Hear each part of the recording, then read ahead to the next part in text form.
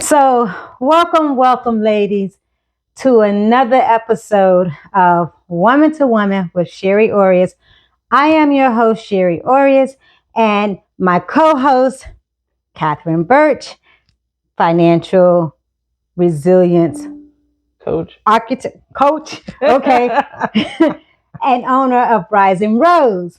So today we are actually going to focus on Catherine. About that feeling when you don't have enough and you're trying to start up a business. Okay. So, you ladies, you know what this means. Basically, when you are already trying to make ends meet, and then you have that beautiful idea that you want to become an entrepreneur, how do we make ends meet and flourish a business at the same time? Well, Catherine's here to help us, guide us through it. So, Catherine, take it away. Oh my gosh. So when I asked this morning about ideas, and this came about because someone asked about how do you start with nothing? Okay. And you're trying to build a business. And the first thing made me think was, well, what is nothing? Because it means something different to every person. And if I ask you, like, what is it? If I'm asking you and you're starting with zero, what is zero to you? And I get that. That is going to definitely be different upon the person. I know zero for me is basically I don't have anything else extra. I'm literally trying to make ends meet in home, which means I have more month than I have money. And then I'm talking about starting a business. That's my zero. And that's the first thing that if you have that question, it's like, I am starting with zero and I want to start a business. That's that first thing I want you to be able to ask yourself, like, what is zero? What is your non-negotiables that I need this money to cover these things. And this is how much I got that I might be able to do business with. You need to know what your non-negotiables are. And non-negotiables for everybody is going to vary. Some people have things they're willing to just cut off as a trade-off so that they can focus on what they're doing. And then other people are like, nah, I can't. I have to keep this thing. And what I've seen over the years is that zero, when I said there's a difference depending on who's asking it, is that I've been in this position where, like, there is nothing. I've been homeless before. Right. There is absolutely nothing. But then there is something. Like, let me explain that. Like, when I was going through homelessness, I wasn't necessarily starting a business. I was looking for hustles, which in some sense is a form of a business. You're doing something that you need to put money towards and time towards other than one of regular hourly jobs. Okay. Right? And there are some people out there who have what they call businesses, but you're actually running a hustle.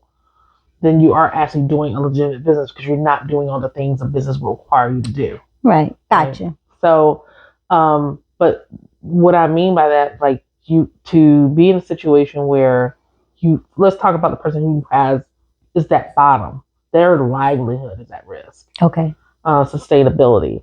Then what are their non-negotiable? They don't. It's all up in the air. It's hard for them to make that decision. Oh, I mean, I don't know what else I pay rent. Like, what do you want me to give up? Right. So, but that's really where you do have to. So some people will give up their rent. Right. In my case, it was a choice between, do I go get in a place and pay rent again, or do I sit and go stay with somebody? Okay. And it's uncomfortable. Okay. And that's a trade-off that you can make. That one's going to take up money towards rent, and do I want to direct it here to put it towards staying with somebody? And it's all about filling in your plate with as much resources as possible. Right. And that's provided that you have that option available. Options to you. Right. Yeah. It looks different. It does look different. It looks a lot different. I'm talking about the person who don't have a lot. Because we could be in that space where we say, I don't have nobody. I don't have a support system. I don't have anybody to ask for help.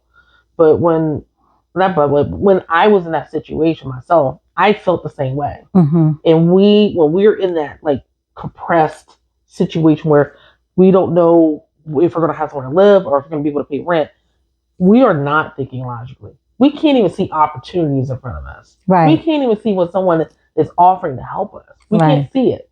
We won't see because we're just so much compressed and emotions. It's fogged up. Right. And you can't. I remember being in that position where there's a neighbor that says, "I will watch your kid," but in my mind, I don't want to be a burden, so therefore, I'm not going to let you watch my kid. Right. Or go walking to the bus stop and be like, "Oh, you can get a ride. I'll take it back." No, I don't need you to take me for a ride. So you see how that kind of like. Yeah, I was gonna say. So let's stop right there because, a lot of times, some of our downfall comes from not allowing or accepting help when offered. Now, there's many reasons why we may do so, especially as a mother. When it comes to our children, it's all about protection and making sure they're safe. But yes, like you said, not wanting to be a burden, right? And I think that's something that we also need to talk about and focus on, because if we're all here to help one another, when somebody is offering help, and I was raised this way, why do we feel as though, we're burdening, we're going to be a burden to them? It's not that you went to them. They offered to you. So can we touch around that right there? I've seen the burden. I'm going to stick this in there. That burden can come up, and that feeling of not enough or I'm starting from zero is irregardless of the income level. Okay. Someone can be making $7,000 a month and still feel like I have zero. Okay. So, because the body and the mind, the body does not know the difference. Okay. Between whether or not you have $7,000 in your bank account or whether or not you got $7, the body's going to respond the same way because there's something triggering anxiety, stress. It doesn't matter. It's just a reaction to this pattern that it sees. So when we talk about that burden and someone's offering something, like we named it as a burden. We're naming it. We are putting the naming on it. Right. We feel something. And there's something in front of us. Is it fear? Is it shame? Is it judgment? There's something that's going to come up from that past that's saying, if you do this, then this is what it's going to look like at the end. Right. And we're responding to what we labeled it to be before we even give ourselves a chance. Right. Now, I do agree with you. Like, I think it's more of a shame. Yeah. Because I can honestly say when I was coming up, and I mean, we've had conversations and it was also instilled in you. Don't have or be having people out here doing stuff for you. You do it yourself. You stand on your own too. So when you are in a position and you need help and, you don't want, like you said, you don't want to be a burden. But if you need help, like it kind of cripples you. You know what I mean? Because if I need help and I can't do it myself, and I don't want to be a burden, so what I'm going to do? I'm going to just sit in the stew. Some people do. Yeah. Some people just keep struggling, try to figure it a way out because they don't want to ask nobody. Right. They're right. Shame is a big part of that burden of why we're saying that, and there's something in our head that we're saying, our internal narrative. We've created a story and answer for the other person already. I don't want to be a burden because we're already saying if I ask them, if I accept it, they're going to feel this. Right. We already created the answer for them rather than giving an opportunity for it to be said. Right. And there could be other things that, like, if the man, when I was going through it, the man offered, his wife offered, oh, my husband can take you back and forth to work. And my first resistance is because you got kids, you got a husband. I'm naming all the stuff that they got going on. Right. And totally just ignored that she just said, my husband's going to do this. You meet him, he'll do it. It's like, no, I don't want to do that. But I know my shame was coming from because I wasn't able to do it by myself. Yeah. And it wasn't about them and their surgery. It was the fact that I felt ashamed because of Where I you was were. where I was, because I fell down, because I'm in this position that someone had told me before. If you do this, you're going to end up here, and I want Right. to end there. And it is proving it's like is another reinforcement of, see, you failed. You're not independent again. Right. You're having to need someone else. And Right. so we're trying to control that narrative. It's a, no, I'll figure this out. Right. I'm independent. Right. I don't need to be dependent on somebody else. Right. Now, what about also, because there's also another side to that, where, you know, depending on the person, Right. people like to throw things in your face. Yep. Uh-huh. So then so you had the part of the shame and not wanting to be a burden. And then now you have also the part where you don't want to give anyone any leverage over you to come and, I remember this and, just, we've all been there. We've all been through it where, maybe you accepted something from someone or whatever, or you actually needed someone to help. And then, you got it thrown back in your face later. Mm-hmm. And as my grandma say, eating crow is hard. Right. So that case, like, that's not shame anymore. Right. That is, you're protecting yourself. You're defending yourself from possible hitback on you. And because we're not, like, that's what I have, like, when we can't lock down on one emotion, right? Because we're dynamic. Like, we have a mix of emotions over the course of a day. Right. So in one regard, you might feel shame in that one, and then that one's like, absolutely not. I don't want to get hit. I don't want to feel that pain, the rejection, right? Or someone that is belittling me.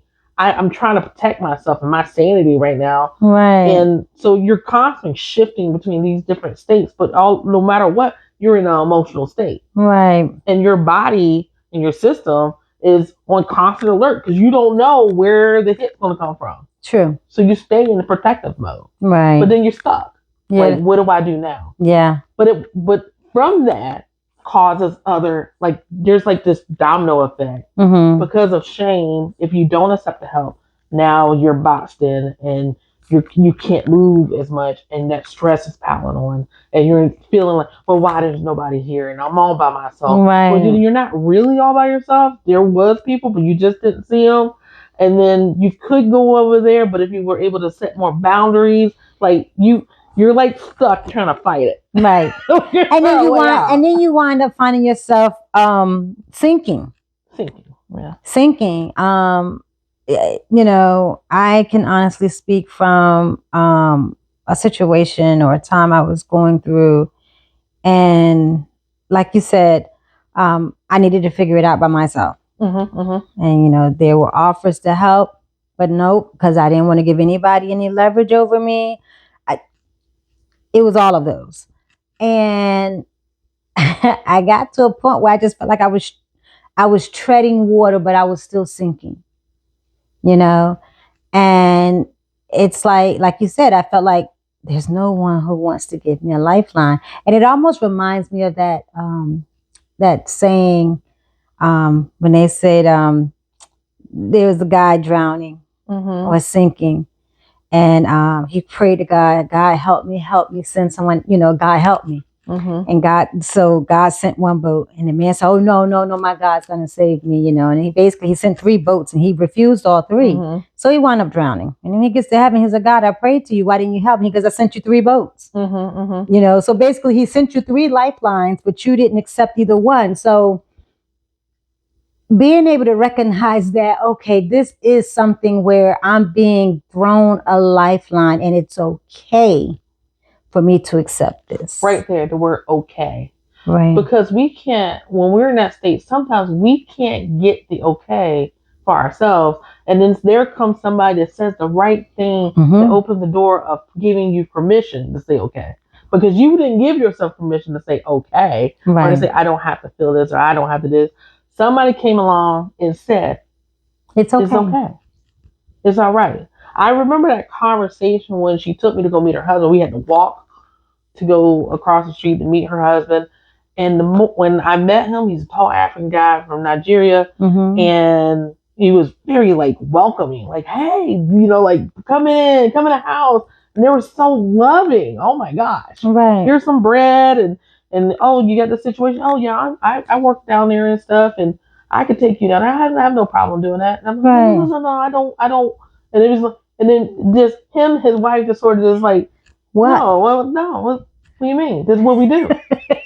this is what we do. He said, I give you bread, I give you a ride. I was like, but I didn't accept it right away because I was uncomfortable with saying yes, as if I was giving something over, and they recognized that, so they took it upon themselves to just walk across the street, keep bringing me bread. Oh, that was nice. And kept every day. It was like, not every day, like every other day. He's giving me some new bread, new bread, new bread, and stuff. I gave you a whole bunch of bread, and he said, "You do me a favor, come right with me over here." And I was like, he made it. Well, he opened the door to saying, "I need a favor from you." Right. Because now it's me doing something for him, them, right? Not the other way around. And that's okay. And then they'll get a car. He's like, "See, ride in the car. He's fine." Like, he's trying to figure out why I wouldn't go. Right. So, thought maybe you were afraid to ride with him. Okay. Permission, and he never gave up. And sometimes, like we get in those positions that we want someone to still help us maintain autonomy of our own self-agency we need for ourselves, so that we can navigate that stress, or navigate shame, navigate choosing how close someone gets, and someone, because you don't know who's safe or who's not. Right. That person went out of their way. And I know not everybody had that. But that's really what that is. When going back to feeling you don't feel like you have enough, there's something in us, regardless of your income, is about not having safety. Right. I don't feel like I have enough resources. Well, then fill all your stuff with as much resources as you can. Well, I can't fill myself with enough resources because of this, because of that, because of this. And those are your limiting beliefs that are now blocking it. And you need permission to release that limiting belief. And sometimes you need sometimes it requires us to anchor on somebody else for us to do it, to release that. Right. So we can step forward. That makes sense. Yeah. Have you been in that situation where you're going through it and you're battling that belief? And you're like, I can't believe, why am I like this? Like, why am I could have took that. You're going back and forth. Like, well, I have in the past. I put limits on myself. Yeah, I have. So I understand what you're talking about. I think honestly, it was, matter of fact, it was before and I have to say it was my first rebirth. And the reason why I say that is because back in 2014, 15, 16. So back in 2014, there was like a series of tragedy for me, right? So I lost my mom in 2014, and then a year and a half later, I lost my grandmother, and 6 months later, I lost my father. So I lost all my heavy hitters, like bum, bum, bum. And at the same time that this was happening, my family structure was dissolving because my mother was the glue. You know how they say it's that one person that anchors the family. So my mother was the anchor. And so when my mother passed, the family just started tearing apart at the hinges. So there was all that chaos going on and everything. And I remember talking to my father, and I was like, Dad, I just can't do this. This is before he passed. I was like, I can't do this anymore. I just can't. It's just too much. My mom's gone. The family's going awry. I had one brother, my oldest brother, because it hit him so hard. He literally checked out. Like, my brother went straight underground. So, and he was my best friend. So I didn't have him to talk to, and my baby brother was overseas and everything. So, we're all trying to deal with this thing. So now my father and I, we were always close, but now we're really getting closer. And I'm talking to him and I'm like, Dad, I can't do this and this and all this other stuff. And my dad is just like, what can't you do? What? He was like, this is life. You're doing life. Every day you get up, you're doing it. So yeah, I get what you're saying. And there was, because he and I used to talk about business dreams, like all the different things that I was working for towards like doing business and everything. And I was ready to just give up. Mm-hmm. And he was like, nope, you're going to still do what you, nope. And then when I lost him, I was really like, whoa, that's it for me. Mm-hmm. I definitely cannot do it.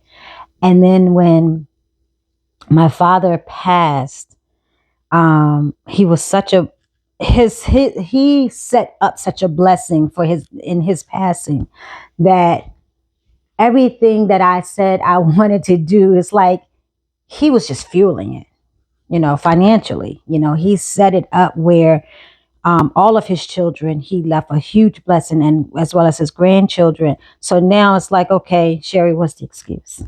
Mm-hmm. Mm-hmm. It's like my dad was up there saying, I've given you the major problem solver. You have the finances. So now what?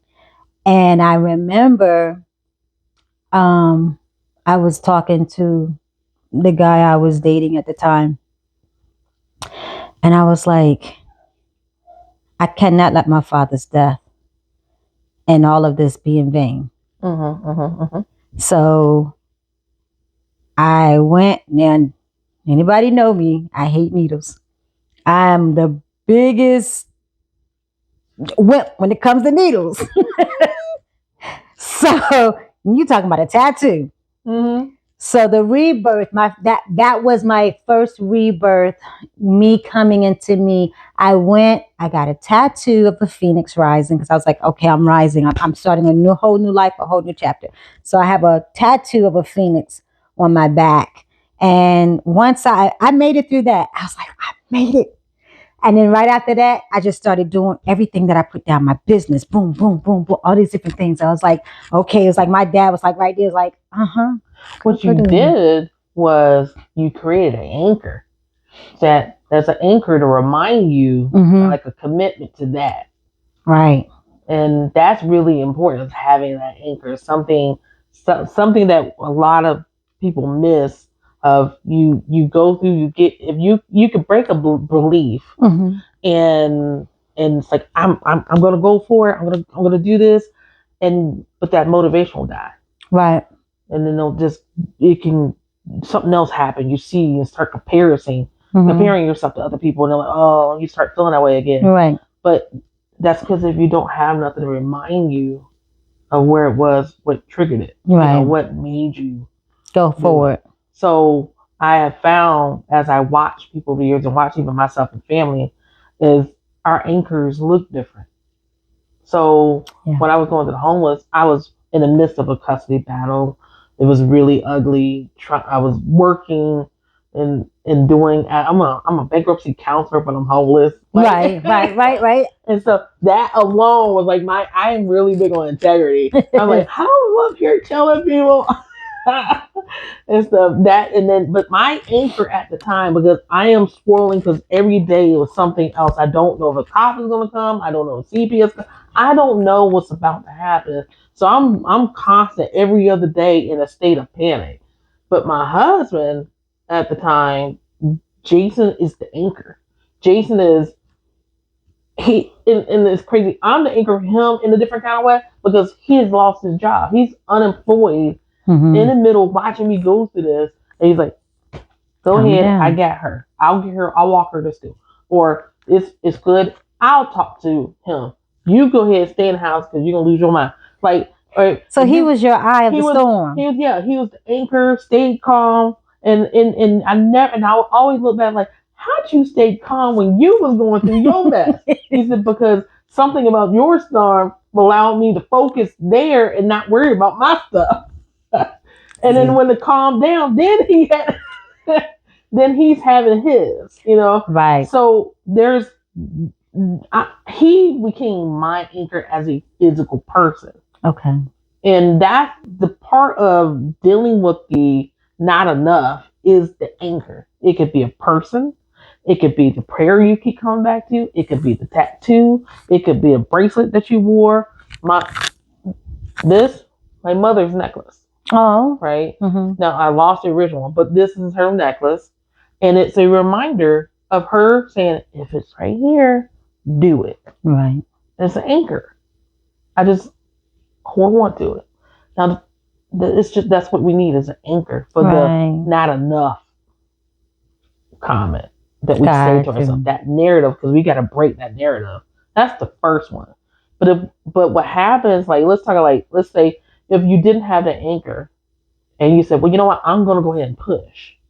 There's something about your daddy that said to you that might pull you back, maybe not go that way too. Did he have things that he said to you that came up, said, you know what, I want to do that, but I don't think I'm going to go that way. Have you had any cautionary warnings that he may have gave you that helped you not choose the wrong pathway?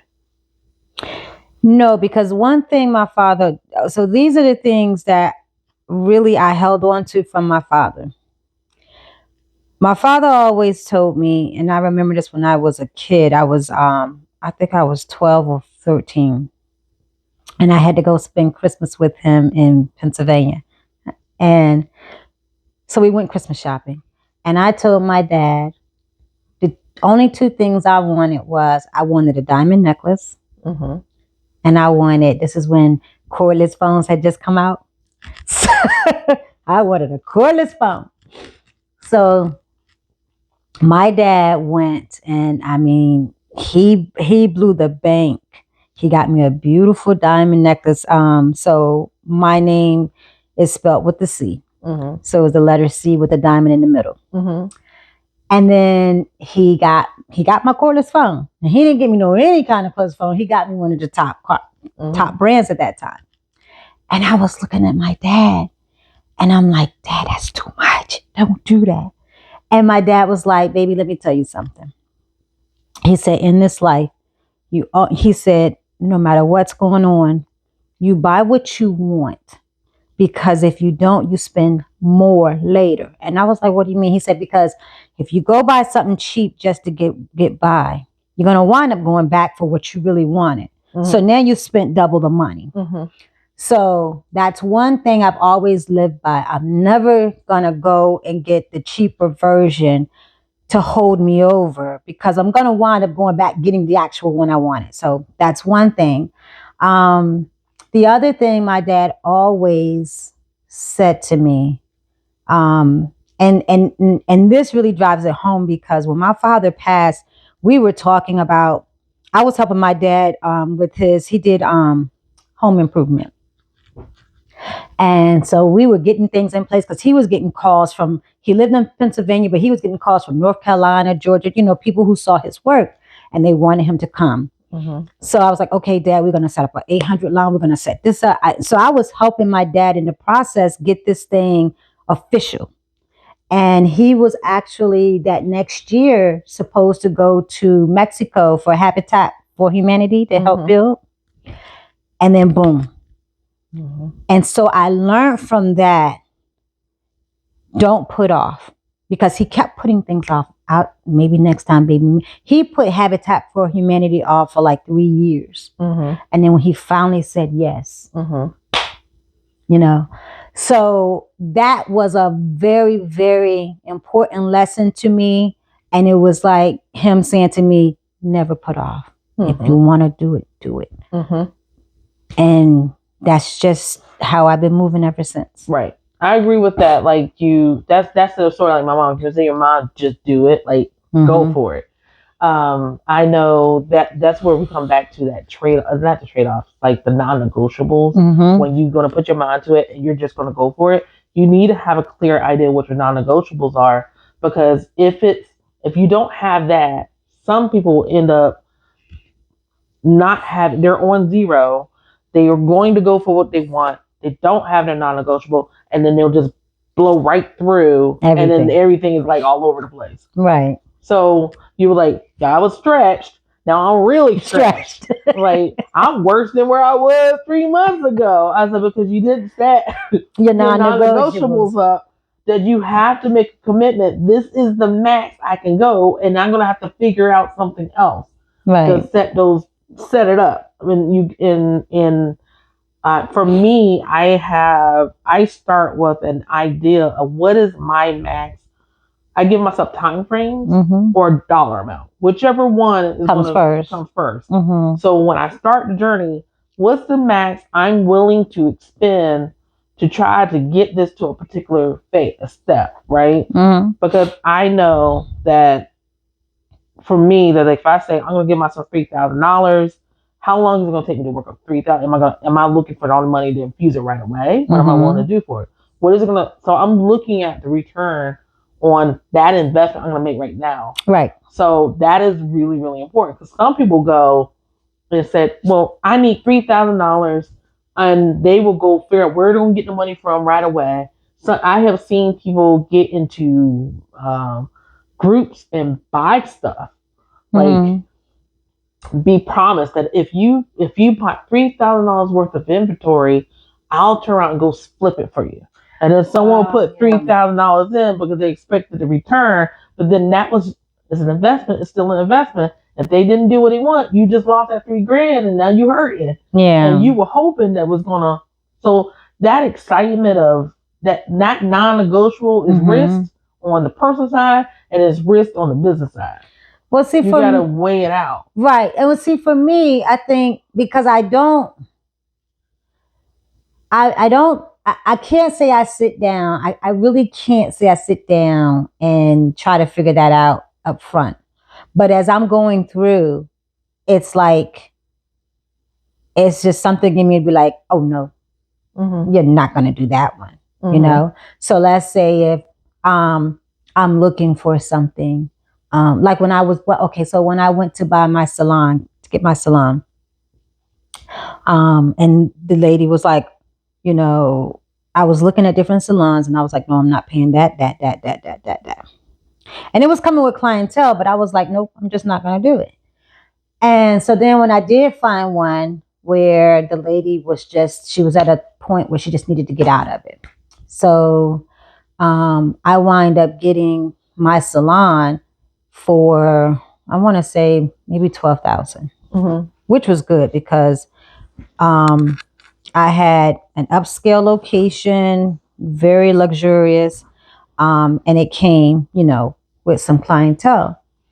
That could have easily gone for 20 plus, because all the other salons that I was looking at that were not in those type of areas were going for like 35, 50,000. And I was like, nope, just not. So when I found her, I was like, okay, this is an awesome deal. Boom, I'm taking this, right? So there is that one part of me that even if I don't set it up beforehand, when I'm talking to you, I got that little common sense thing or whatever you want to call that little thing in my brain to be like, oh, you done bumped your head, honey. You're not doing that one. Yeah. So but a lot of that happens as I go. Right. You know, as I go. Even when I was, and it's so funny, even when I was transitioning over into this. So there were certain things I was looking at trying to do. And when the price hit me, I was like, oh, you know, and I walk away. So I know it. It's like, I know it when I hear it. What's the deal for me? And it's so funny because even I'm that way, just to put it to something so trivial, when I go shopping, I can go into a store and it's cluttered, but it's something about my eye. I can look at a dress rack or a rack where it's just you're looking like, oh my God, what in the world? And items just pop out at me. Like, boom, boom. And so I don't go through all that. It's just something pop out, boom, boom. So it's like I kind of have that eye or that ear, whatever you want to call it, for when I hear it, I know it. You remind me of my mom when you tell that story, because my mom was the type of person that when she walks in a store, she wouldn't, even whether she spoke English or not or could read or whatever, she can go to the store and she would just run her hand across the rack and stop. Yeah. And pull the fabric up. And she's like, feel this. I'm like, oh. It's like, this is this. And she describes it. No, that's cheap. And I'm like, how do you know? Yes. She just touches the fabric and pulls it out. And you know it. And then she just runs her hand across the seam. And she just touches it. And then either she discards it. My mom got the best of the best. Right. Like jewelry store, she'll zero in, she'll just walk across, bam, come right here, and then she just zeroes in. And he's like, it's almost, he said, she always finds the most expensive one. It's almost like it sonars out to you or something. It's crazy because I'm the same way. I can walk in a store and next thing I know, right. I see it. Right. I see it. And it's right here. Right. Right there. Right. So. I got you. Your risk tolerance, because of the way your dad had poured into you that way he did, your risk tolerance was greater. Then that's something else that we need to be mindful of when we're feeling like we're working with tight budgets, whether it's 7 or 7,000, is knowing what our risk tolerance is, because that's going to be really important, because that helps you gauge if you push past a certain risk tolerance, you're going to be making some bad decisions after that point. I wish somebody had talked to me then. I'm going to be honest. Like my mom would, if I use my mom as an example, because she went all in when she had an idea, it was going to be the best of the best. She can visualize it. If my mom saw this pillow, she's like, oh, I'm not paying $30 for that pillow. I'll make it myself. And then she will order everything to do the pillows, and she might get one out. But then she's like, oh, I'm tired. I don't want to do no more. And then she done had all this material that she done bought. She done got, because what she did was she went in and set up a whole sewing room. But for her to actually, it's a whole vision. She got the sewing room, put all the shelves. She went shop for all the beautiful fabrics and everything. Yes. She only have one sewing machine. She had 3. And like one does this, one does that one, this one, and this one, and the beater here. It's beautiful when you walked in there. Did the one pillow, and she's like, I'm done. I don't want to do it no more. I'm done. It was the experience. The excitement go all in. And that one pillow, she'll probably sell it for good. And they're like, we'll do it again. No, I'm done. I'm done. I lost all my motivation for it. And so all that money, she went in. And my mom was not one she could tell on pricing when she's buying it. But what she couldn't see as her blind spot, because of the Just Do It mind, was how much it was costing her to build up to do it. Right. And then when she executed, fine, I don't like this. And so there's this sunken cost. My dad was different. If my dad will go that far and he don't like it, well, I'm gonna push through and keep making it. Yeah, I gotta get my ROI back. And so I'm gonna get my money back. I'm like, Dad, stop holding on to it because it ain't doing nothing. Well, we gonna make it work. He said, yeah, it look kind of jacked up, but like that's what my dad would be. And like, Dad, you don't have no more cushion and stuff to pillows? Well, fine, go give me some of those teddy bears. Okay. He gonna figure it out. Okay. He's looking at the sunken cost behind it. My mom like, right. She said, we'll make up the money later. So, see. Her risk tolerance was nothing. My dad's risk tolerance was like tight. Like, no. And that's the only thing I wish that someone had when I had that access, was help me control that more, because part of it was me. Yes, I'm not, my dad's passing is not going to be in vain and all this other stuff, and I'm going to do something with this. And then the other half was like, girl, I honestly went into a Cardi B mode. That song that she had, these is bloody shoes, and I don't want to choose. That was my motto. I was like, I don't want to choose. If I want it, I want it. And that's it. I don't care what it costs, whatever. And then at the end of everything, I was like, all that you didn't want to choose and you lose. I was like, dang, why did somebody just stop me? Why didn't somebody come and say, shit, slow down? You're not being realistic right now. The business side is okay, but that personal life, you're just doing a little too much. Knowing your risk tolerance. I'm going to put in this. I would put that at number 3. Number 1, non-negotiable. Number 2, we talked about that shame or feeling like a burden. That the answer there is being of service to someone else can help you in that space, because you can trade off your skill for to help you build up what you need to build up for a business or cash or whatever else. Trade off so that you can build and get the resources in. Right. So you are being useful, not a burden. So more like a barter. Yeah. Barter. Okay. You trade off your resources, trade off your skills and time to get something back in exchange. That's going to open up, whether it's time or open up time to go do a hustle, whatever, to build up the money for the business. But you be of service. Right. So do people barter a lot now still? Yeah, actually, there's a lot of I see people barter in so many different ways of how they bring support in, and it would be like, for example, I've seen like a lady, like if she came and she needed help her with her finances. Okay. Well, she didn't have no money, and she kept saying, "I'm sorry, I don't have no money." But I tell you what, she's like, "You got your kids. I'll take the kids so you can go out." Oh, okay. Well, so now I got a babysitter. Okay. Or someone else bartered time for me to help them with something else. You got, hey, I'm a mechanic. You know anybody? I can help them with their car and stuff. Well, I'm not, but then it came up a time, like, I don't worry about it. I'll do it anyway. And then I needed something with a car. There you go. Okay. So people barter, but we don't always think of it as borrowing our resources and time. Right. When I was homeless, I was going to the church, offering my time to help them with the grant writing, in exchange for let me come in to, use your computer and do this. Use your resources. Okay. Your resources, and I'm giving something in my time because I had no means to go to the library. It was too far away. Right.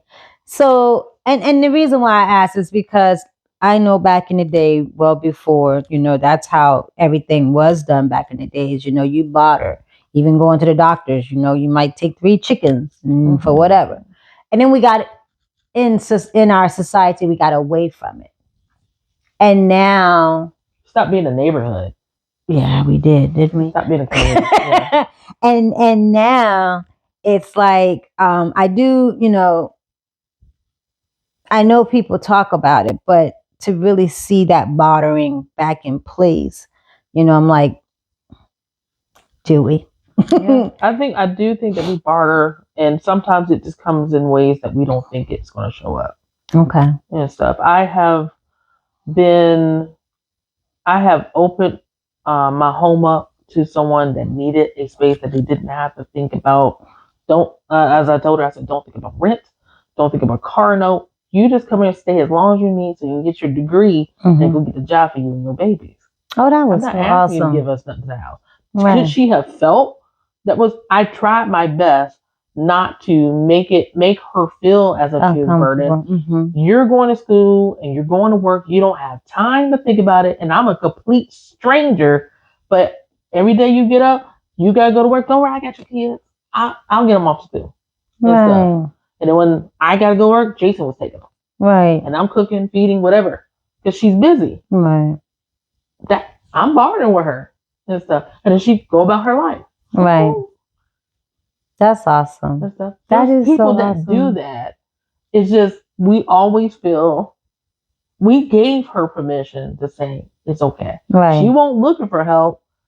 Right. But you were there. Right. Right. No. And that's like you said, the same thing with the husband and the wife that came to you. Right. It's like passing the blessing on exactly because of what they did to us, we did to her. Right. Yeah, paying it forward. And that is That is so needed. So now we have the one, which is the non-negotiable. Be of service. Right. Barter. What you're doing. Number 3 is knowing your risk tolerance. If your risk tolerance is like wide open, you are loose, then that's a sign like, okay, you have to acknowledge I am very loose in how I do stuff, and I need to set up some safeguards. Now, what do you think brings that on? Because is it maybe because, so I'm going back to what you were saying about your mom. I'm like your mom, not in the aspect that I will go get all that stuff, but I want the best of the best, the top of the top. Like if I'm doing it, I'm going to do it to the hills, to the nine, as they say. So as a matter of fact, it's so funny because looking for the venue, trying to secure the venue this year for the Woman to Woman, where I want to have it. It's awesome. It's gorgeous. It's, oh my gosh. But then when I had to sit back and have that conversation with myself, like, are you here yet for real? Is the conference here? So how do you, because now this is where I'm going to pull some faith in, okay? Where I want to have it, honestly, is gorgeous. It's lavish. It's one of the nines.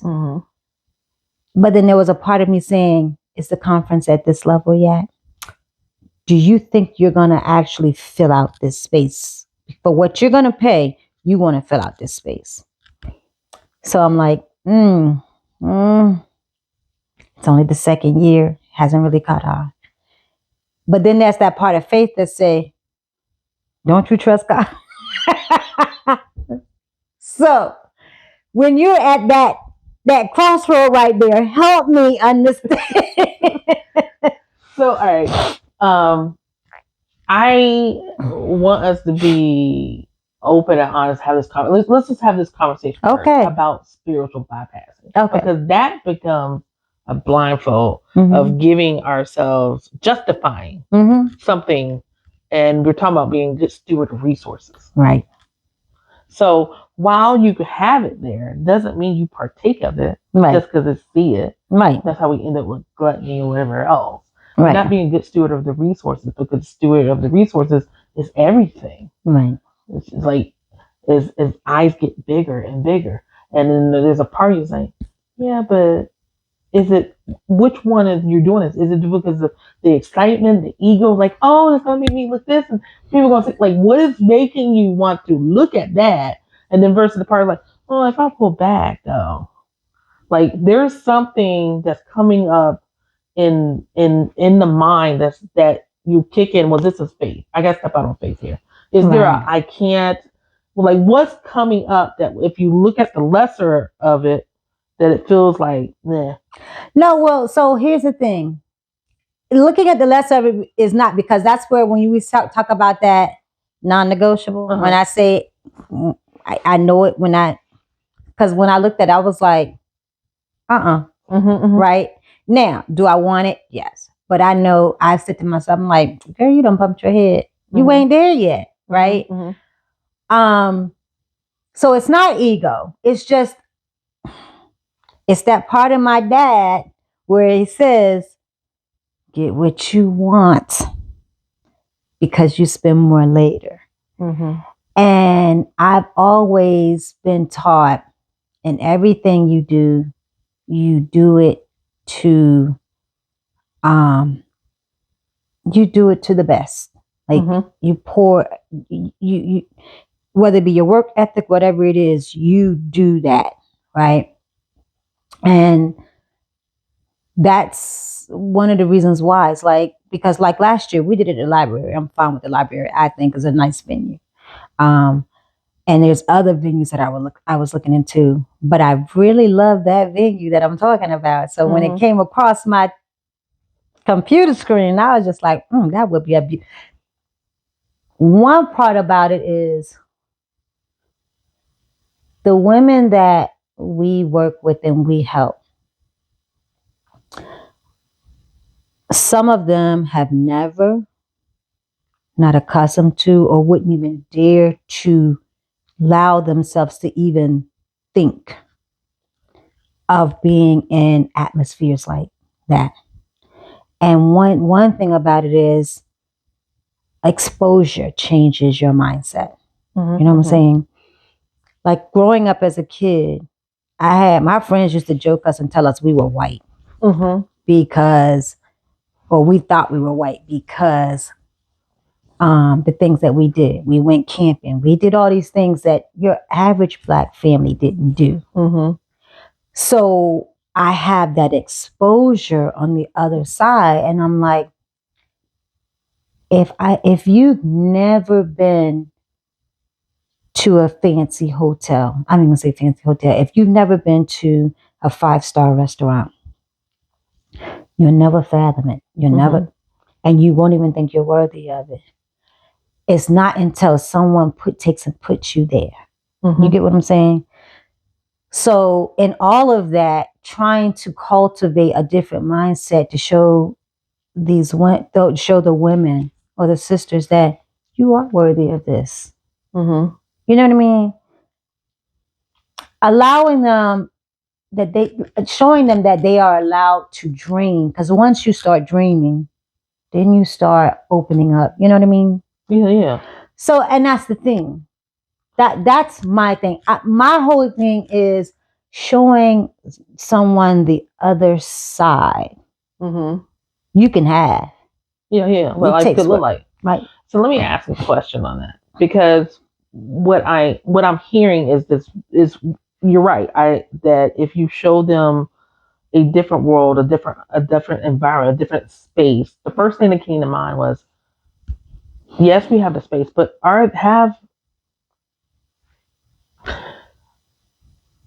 have there been people who have been in those spaces and treated poorly that they no longer want to go in those spaces?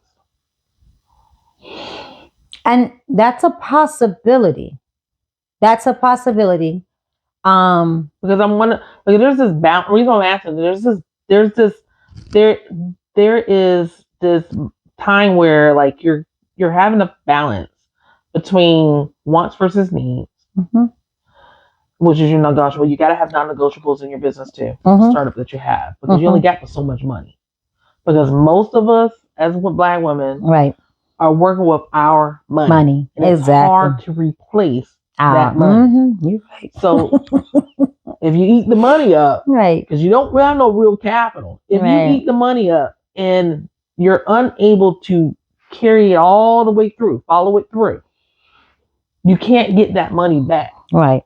And you can risk, you're risking the business, you're risking yourself, right, and you're risking those people who are looking forward to it. Right. And you have to think about those things first as non-negotiables in the business as well, before you take that step. Like, when you're weighing it and saying, I want to give them the best, but there's always something bigger than the next thing. Yeah, the ones you picked, if you just use what you're saying as the premise, then there's something even better that costs even more. Yeah. That's beyond. Yeah. So is the one that you're offering, the one that you want, like the big one that you see that just, I can figure out how to make this work. If that's what you're saying, I'm going to figure it out. If you have that saying, then is what you have less than the one that's bigger? Do you feel like it's less than? No, it's so for me, excuse me, let me get myself situated. For me, I'm speaking for as ambiance, right? Let's start with ambiance.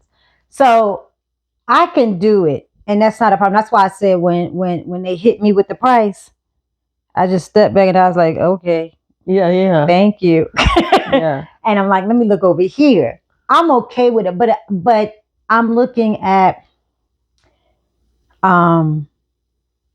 it's not that it's less than the higher above or whatever. It's just it is a step above over here, right? Only because of the way it's structured, it's set up. Okay. If that makes sense. Right. What I want to do this year versus what we did last year. Last year was more of a teaching setting. Yeah. I don't want to do a teaching setting. I want to do more of a banquet style setting. Mm-hmm.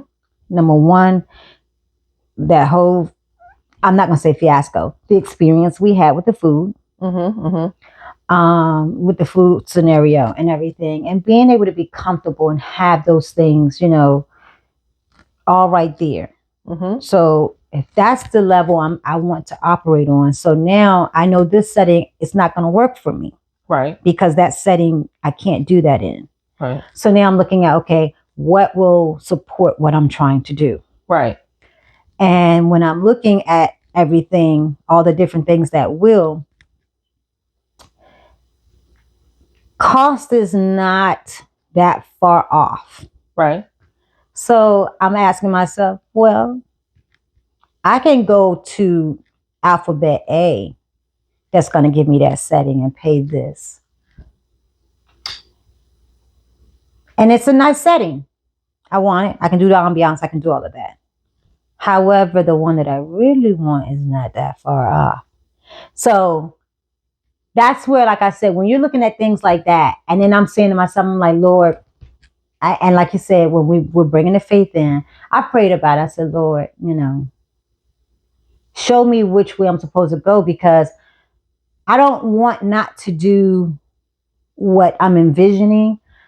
And I don't want to sit up here and overdo, like, you said, overextend yourself. Right. So let's say right there, if you have that vision, mm-hmm. and you said, no matter what, I cannot unsee this. Mm-hmm. It's nudging me to this.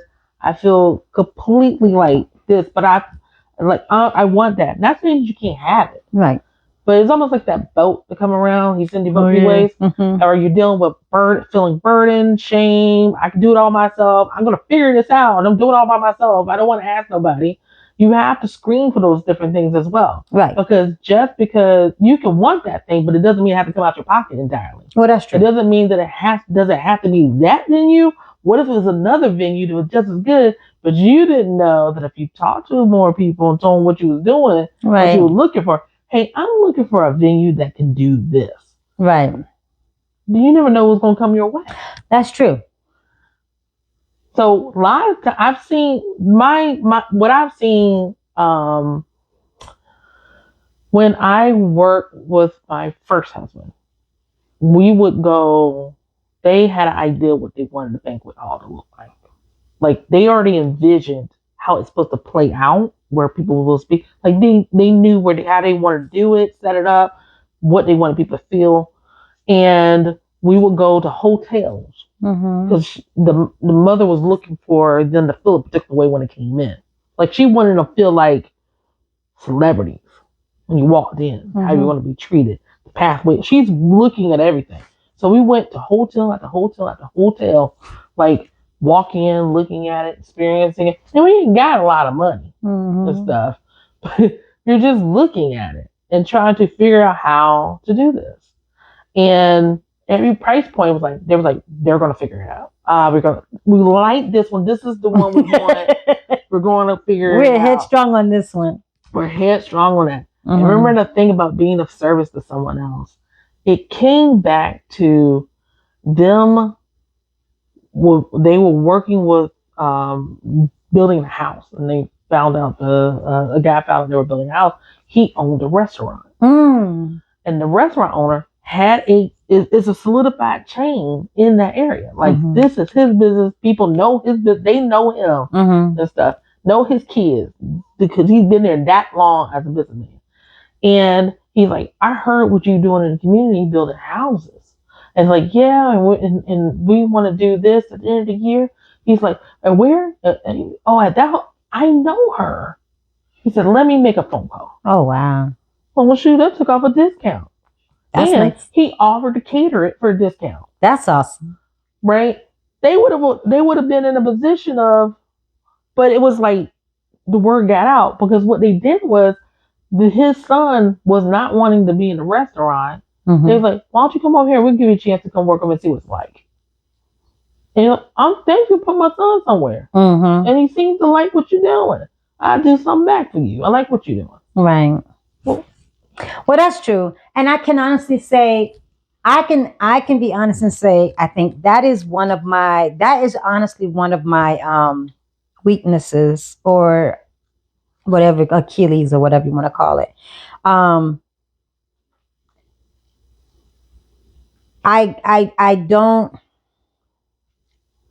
don't initiate bartering. I don't. It's like, and I think that, and I know that comes from being in the business world.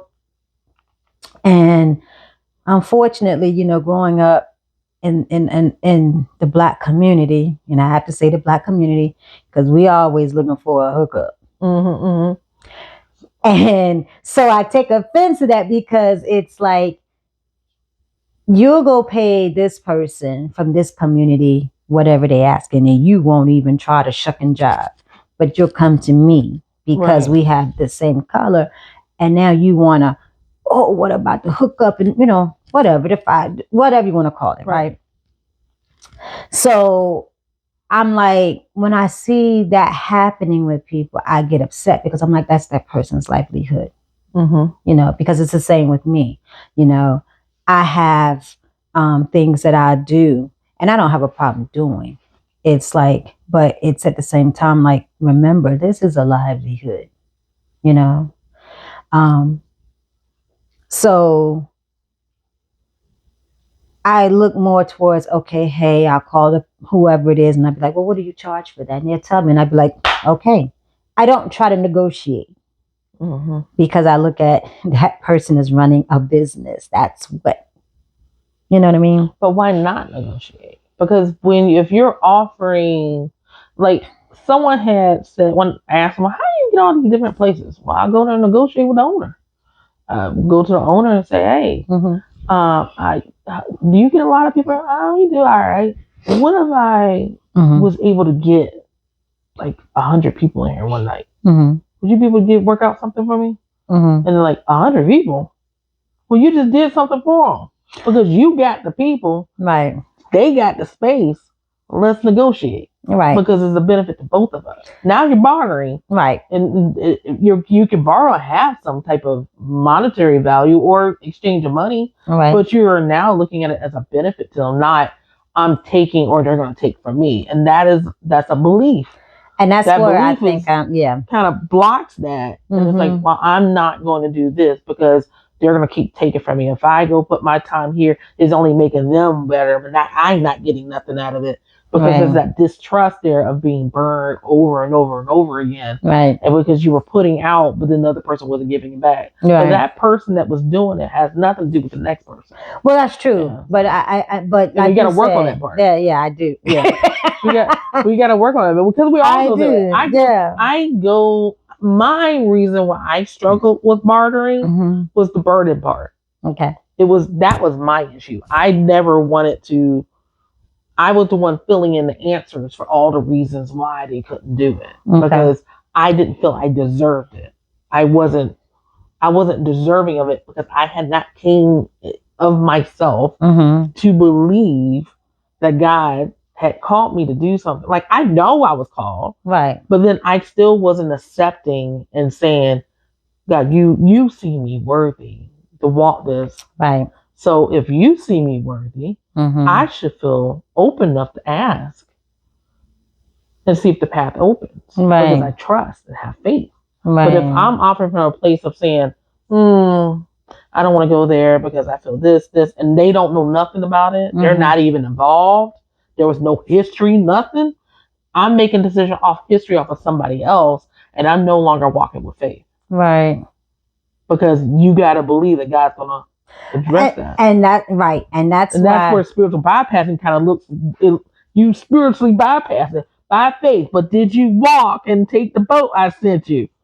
No, I didn't see a boat because you didn't ask. Well, see, and that's the thing. So that's the thing, because that's where that side where it says, you know what? Okay, you prayed about it, and it's like, well, I asked. And then I'm saying to myself, you asked God to do it. Do you not trust him? So I said, what do you do when you're there? Yeah. That when we're right there, let me ask a question. If you was take a moment, think about the last time you was in that moment where you asked for the vision, you see the vision, and there is things opening up, and you're like, I don't know if I want to go that way. What does it feel like when you see that? What does it feel like when I what see does it? it feel like?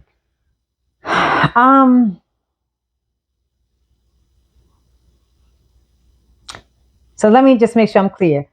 Feel like as in it's not a sensation. Like, what does it feel if you close your eyes and put yourself back at that moment? What does it feel like? It feels like ready, set, go.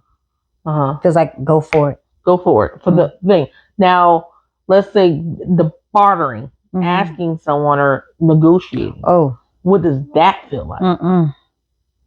That feels standoffish. It feels nervous. It feels like no. And that right there is how we deal with it. That moment we feel the sensation when you know. So if you've gone through this and you said, I'm a loose person, I'm in this space where I have faith, I know I'm called, but when it gets to talking to other people, telling them about my business, trying to negotiate, and I'm constantly wanting to go, I go right back into the same motion, whereas I'll figure it out on my own, I'll do it by myself, I'll do everything myself. You know what? I don't need them because I'm gonna have to ask them. I'll set up this. You're gonna want to set up a whole bunch of stuff, and you're stretched thin. Your money's stretched thin. Now you're stretched thin, and you're still trying to figure out how to bring everything together and walk by faith. But you're like all over the place, right? If you are doing that, then that's where you come back and say, okay, wait a minute, hold on, Lord. Come back to that Lord's Prayer. God, your will be done here. Yes. God, give me this day my daily bread. Yes. I literally, I'm telling you what I do, because I go through sensations, and what I do, I walk through the Lord's Prayer line by line and have a conversation. That first line, think about like that first line, Father in heaven. Yeah. I will praise him all right that moment. However long it needs for me to praise him and just get there and get it all out. Because I get giddy when I do that. Yeah. Right? Your will be done. Yeah. Here, and you say that line, you meditate on that line. You say it, you give him all the praises and thankfulness of every time his will was done in your life. Every time he showed up, that's that faith that was showing you. You are giving yourself evidence that he had showed up and showed out in your life somewhere, somehow. And then thank you for that daily bread. It was that knowledge, that wisdom. So you looking for the wisdom, and right there between the daily bread and the trespasses, that's where I really sit on. Now, and deal with my emotions right there. Deal with the sensations I'm having there, because it brings up, I know there's something, Lord, I could go talk to this person, but I feel some kind of way. I thank you for the wisdom, Lord, but I need to have some courage right now. There's something I cannot change. So, you know what? I have to say this. I've never thought of doing it that way with the Lord's Prayer. Right. I mean, and I love it. I really do. I never thought of doing it that way. Now, for me, I just pretty much, I'm coming to him like if I was talking to my earthly father when he would see it. All right, Dad, this is that, we're talking and everything. And I'm like, all right, Lord, you said this, blah, blah, whatever it is, right? Yeah. So I'm having that conversation as if I was talking to Al Mitchell. Right. And, we're going back and forth. And if he communicates something that I don't like, I'll say, I don't like that. Yeah. For me, I do it so that because there's every line in there is a point that I have to hold myself accountable. And that's why I say I like that. I never thought of using the prayer that way. Like, train, I say it, and I feel it, and yes, I'm all into that prayer. But I never thought of using it the way that you just described. Because I remember someone telling me, it's like, you can pray. She said, but you need to know what you're praying for, and Right. and you ask for the right things. She Right. said, because you could be praying for something and you just complain. Oh yeah, no, I'm You could very. be praying for something. They ask him to do something. Well, you asked me to do that. Yeah, no. I'm very. When it comes to prayer, I am specific and explicit. I'm down to the ladder. No. And it's so funny because I use the example, and yes, it might be something that people might say is shallow or carnal, but I have to use the fact that because this is when I started realizing him moving in my favor, or him moving for me, right? I speak about my very first, my Durango. That was my heart. So I had what did I have? I had a little Blazer back in 2000, right? I had an old Blazer. And I was living up north. And I wanted, girl, I love the Durango. I wanted me the Durango third seat. And I remember I'm sitting there.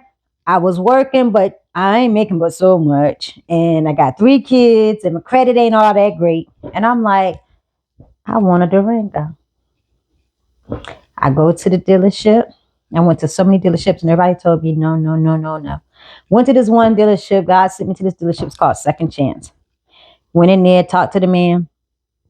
And the man looked me in my face. And he said, ma'am, he said, I can put you in a newer Blazer. He said, but the Durango, he said, that's a big dog. I can't do that for you. And I looked at that man. And I know it was God, because something in me said, you know what? I got a Blazer. I don't want another Blazer.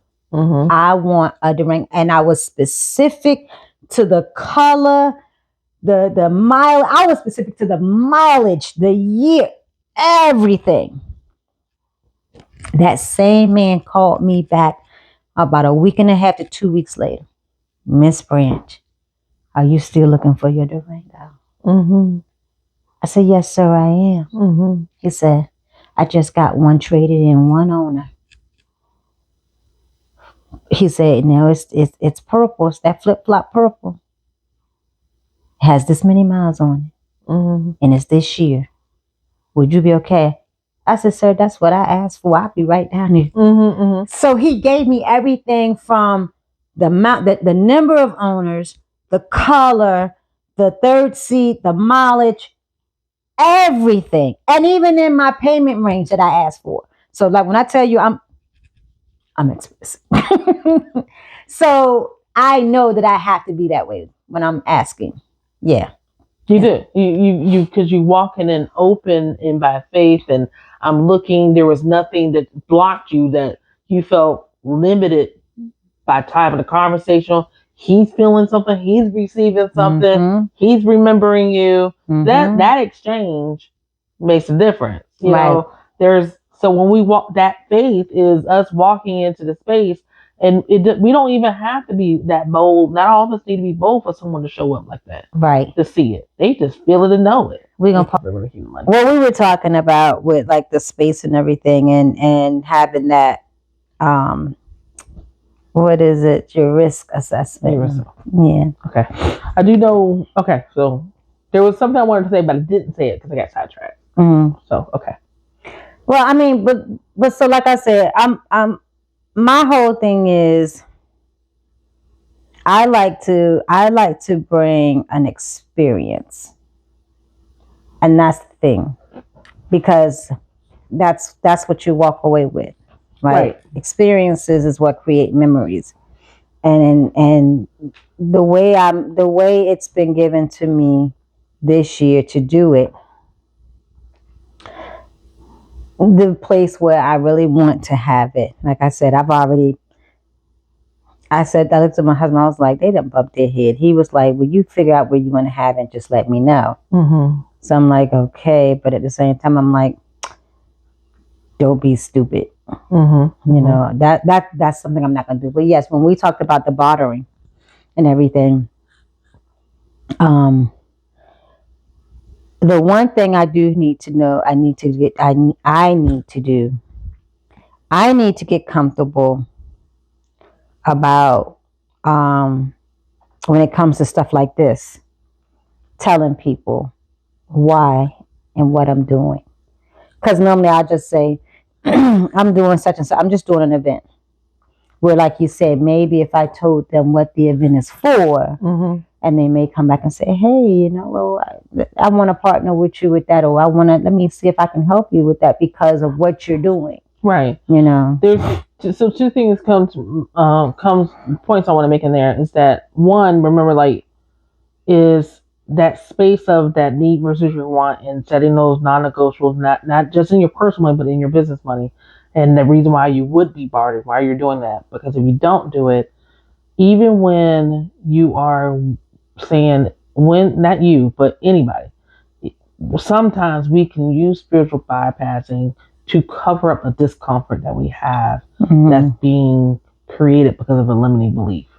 We can be actively in the process of reaching high, and it's a part of a limiting belief. And a lot of times, the traditional finances have a tendency to teach limiting belief as if only if it's scarcity, in terms of you're not going to go bigger, you're not going to reach further. You're not. No, scarcity does not necessarily work just like that. It is neither the limiting belief. A limiting belief can cause someone to reach further when they need to and overextend themselves because they feel like, if I don't do this, I'm going to disappoint this. I can't deliver on it. If I, all the I don't, I can't, all that negative, those are beliefs that's going to say, I've created this block around myself to say the only option is this one. And I'm going to do this because I feel like if I don't do it, either my identity is tied to it, it's people pleasing. There's something tied to that limiting belief that they can't see anything other than that one thing that they want to do. Right. And they're willing to risk everything, the non-negotiables for it. Right. They're willing to risk the cash for it. And that is not all. That's, you still have to balance being a good steward of your resources. Yeah. Yeah. Well, that's why I said, like I said, I want the place. Yeah. But that wisdom in me was just like, girl, sit down. Yeah. But I get what you're saying. I do get what you're saying.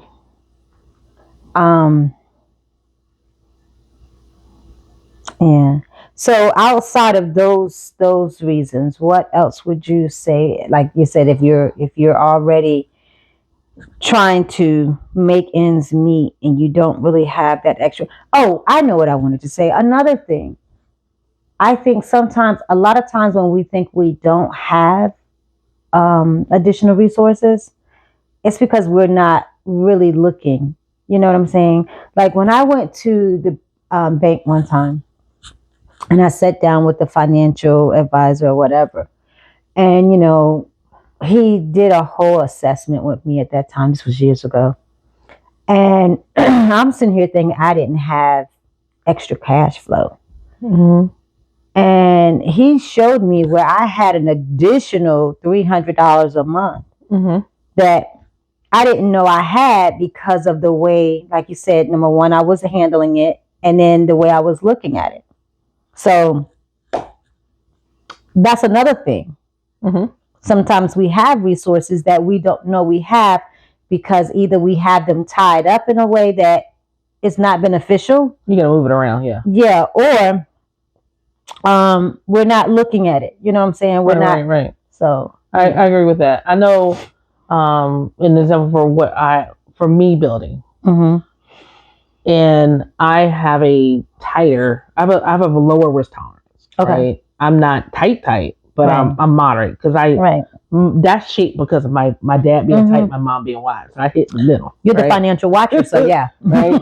My mother trying to balance both of them. And so when it comes to me doing something and I'm thinking, well, I'm working with X number of dollars. I'm watching my cost of how much I'm going in red, how much I'm thinking about, that's going in my head, how much I'm in a hole.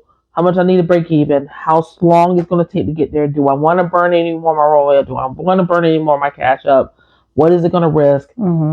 Is it going to put me in a position to run back and pull from the household?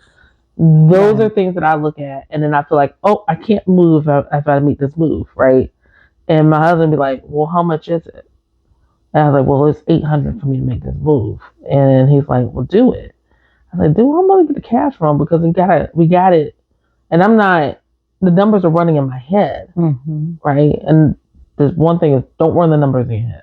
Because you put them on paper. You don't put it somewhere so you can see it. If you don't got a good way to see it, I got a way to help people see it. So, and it's in my head and I can't turn the numbers as easy. And he's like, well, go ahead and do it. He said, well, I'll tell you what. He said, you got the money because I got $1,500 on my credit card. Well, I was like, I don't want to put $800 on a credit card because that puts you over 50%. Right, and then you're looking at the interest rate. Like he said, well, yeah. He said, but you do that. He said, you put it on a credit card. He said, then I'm going to pull from this one, and I could pay that down to 30%, and then you got X number of time to pay that back. And I was like, well, what account? He said, this one over here. I didn't touch that. I was like, and I had to sit there. I was like, how long? What type of return on my investment I'm looking for? How fast I can pay that back? And now the brain is moving. How much you give me that $1,500? I'm like, the whole thing. But that is, you're right. You don't know if someone's not looking at cash flow. If it's in your head or you have a bad system set up, you can't see it. Oh yeah, you're probably missing something, especially if you weren't tracking. So get a good system or get with someone that can show you what you're working with. And then the other one is, I don't believe in cookie cutter templates. Sometimes you got to move money around, but I work from this principle of when you move that money, you better make sure you treat yourself like a bill collector. Like you treat yourself the way that the mortgage company is going to treat you. Don't default on your own commitment to yourself.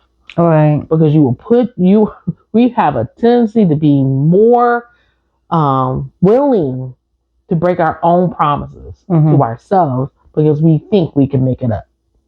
Okay. So if you're going to take it, pay it back the way you promised to pay it, because otherwise it's going to keep eating off you down the road. It costs you more along the road. Right. And there's more headache, more stress, more money won't there. And calculate, you got to know what that return on investment is.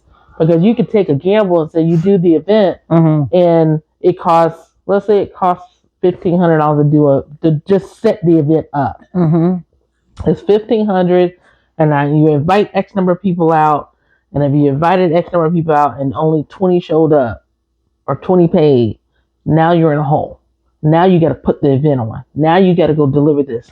And then the costs are stacking. When you get out of it, is those 20 people had a wonderful time, but then everything came out your pocket. And you're sitting there saying, I got to do this all over again next year. Or I got to make up and take from myself to fill in the hole.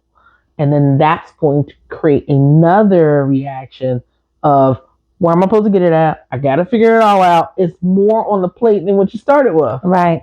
So planning really is important to sit down and plan out what it's going to cost to do it. Same way if you go get a car. You don't drive off the lot with a car. They sat down and ran through a plan and gave you a contract. So do you agree that you're going to pay, this is how much it's going to cost you if you drive off the lot? And you're like, I see the monthly payment, I see the down payment, I see the cost that I got to do to register, whatever else, and I see the end cost, what it's going to cost me for me to take this risk. But a lot of times we don't do that. We just said, go by faith. But God didn't say go blind. Right. He's giving you resources. You got to have your eyes open to use the resources given to you. Right. So that's really important. Yeah, that makes sense. That makes a lot of sense. Yeah. So I guess in answer to the question that was posed at the beginning, how do you go from having zero to getting your business going? And regardless of the income, it's the same things that you repeat. Is one, be honest about what your non-negotiables are, because everyone is different what they're willing to flex. Right. Some people are willing to risk it all to make it work. And they say, I am fine not having. My father was like that to a point. Yeah, go without. For his vision, he said, I am completely fine living in this one bedroom and ain't got nothing else in it. As long as I got food and water, my dad was happy. That was his minimum. Right.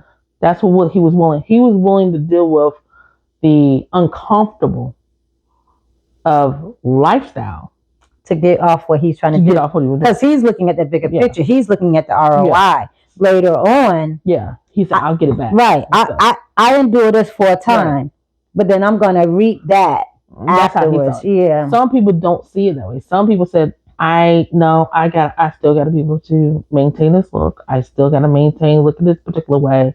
I still got to maintain having this level of living. For them, that's their non-negotiable. I'm not willing to go down any lower than where I'm at. Right. But as they say, in order to,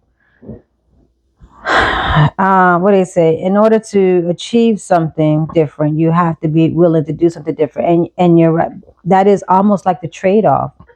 If you're trying to birth something and bring it to fruition, a lasting, for longevity, the trade-off is, in the beginning, you have to be willing to sacrifice a lot. I don't use the word sacrifice. Okay. I prefer the word trade-off. Well, yeah. Because trade-off. Because sometimes for sacrifice can feel like it's like you said, it's a psychological thing. It's how you view it. But you feel like you're giving up. So I don't want to let that go. No, it's a trade-off. Right. Yeah. So the trade-off. The trade-off. The temporary trade-off is this. Yeah, and alter. You are going to alter a lot in your life. Mm-hmm. So I do agree. Yeah, and then also when you are, let's go with the person who don't got a lot. They're going to oscillate. They're going to move between different stages, like phases in the course of the day. They can feel like, I'm just going to go for it. I'm going to do whatever it takes. To, I can't do anything because I don't have nothing. And there's shame and fear and everything else. And I'm not where I'm supposed to be. I feel behind. All that in your head is a problem, because that is what's running the game, is the narratives in your head. And you got to slow that down enough. And that's what we got to come back to the anchors. You got to have an anchor that's going to remind you, okay, I'm not behind. I have enough. God gave me enough to do this. If you're going to walk by faith, you have to believe He has given you enough now to do what you need to do with what you got. Right. You got to believe that. Yeah. And stuff. And know the difference between, yes, I gave you a vision, but that vision is 5 years from now. You trying to do 5 years, and I'm giving you vision now. Right. Take this step. And maybe you got to make, and what I've learned over time, that vision I had, when I'm walking by faith, is He needed me to slow down and not chase. Slow down, because in the process of you slowing down, you need to make specific connections with people. If you go too fast, you speed right past them, and it's no longer about me working through you for you to be of service to others, so that you could be an open vessel, because you are doing everything based off of chasing ego. I feel like I'm leaving out. I feel like I'm not doing enough. Like all those things can lead it and get in the way, and you still call it walking by faith, and it's totally something different. Right. So yeah, it's a lot of sense. I like that. That's an eye opener. We all go through it. That is. Having a community is really important. And having someone to talk to. I know that, because when we get stuck in our head, we keep looping and looping and looping and looping and looping, and then there's nothing breaking that loop, because there's no one else there. There's no one else giving you permission to slow down. There's no one else giving you permission to be okay. There's no one else giving you permission to pour into yourself. There's no one else. You got to have a community. Right. And the community doesn't have to be a whole bunch of people. Right. It could just be one. Right. That's true. Because what does my mom used to say? Like, you only need, like, the fellowship, you only need two people to fellowship. Oh, yeah. God is in the midst. Two That's people it. touch and agree. That's it. He is in the midst. Yep, That's 2 or it. 3. Yep, that's it. I agree. Well, Miss Catherine, it has been awesome and enlightening and definitely mind-changing talking with you about that. So, and I have enjoyed the conversation, and I hope the listeners, I hope you guys have gotten something out of this. As always, we love to educate and empower. So if you're looking to start a business and you're at that threshold where you feel as though you do not have enough, just reflect back on what Catherine was talking about, and sit down and put it on paper. Mm-hmm. Put it on paper. Journal it, write it down. Yes. And get it out your head. Yes. So stop swirling. Yes. Give yourself but that is also and that is also the thing, because if it's not written down, you lose it. Yeah. Anyway. So definitely. And until our next time, divas, as always, thank you for tuning in to Woman, Sherry Orius and Catherine Burch. Yes. Yeah.